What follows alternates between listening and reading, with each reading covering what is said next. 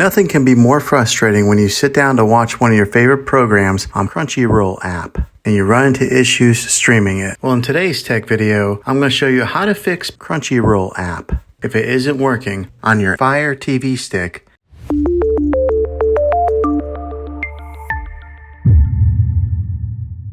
Let's see if we can fix your problems and get your Crunchyroll app back up and running as quickly as possible. The first one, it's the easiest one to try, and that is to unplug your TV from the wall outlet and wait 60 seconds. Now don't be impatient here, wait the whole 60 seconds, then plug it back in. This is very different from turning your TV on and off with your remote control. This is what we call a hard reset of your TV, so make sure you do this method. If that doesn't work, then find your router that is giving you Wi-Fi and unplug the power to that for 60 seconds. Then plug it back in. If it fixes it, great. If not, let's go ahead and move on to the next method. Try deleting Crunchyroll app on your TV. Go to wherever the apps are located on your system and remove the app altogether. Then reinstall Crunchyroll app again. After you reinstall it, you might have to log back in with all of your credentials, but hopefully this will work. And if that doesn't work, then I recommend buying an affordable Roku stick, Fire Stick, or Apple TV 4K and plug that into your TV and use that as your main streaming player. And you'll be able to access Crunchyroll app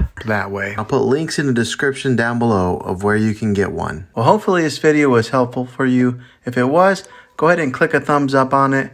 Go ahead and subscribe to my channel. I make tech videos all the time, and I would love to have you back in the next one. Take care.